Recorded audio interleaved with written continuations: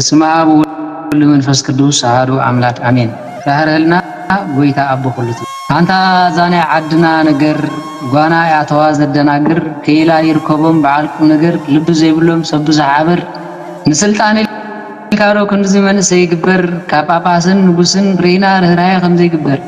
መድኃኔ ዓለም አደና አቅልልና ምር አንታ ጎይታ ዓለም ንጉሰ ሁሉ መዓትካ ንሆንዶን ጠልጢሉ አይትተንክፎም ነቶም ዘይበደሉ አይትተንክፎም ነቶም አኡ ዘይወዓሉ ሩሑስ ዘይነድድ ብጥልሉ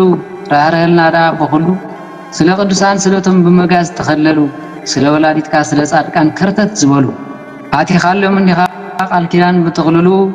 አቦታቶም ዘይፈልጡ ነገር ዘላዕሉ ነገር ዝፍሕሱ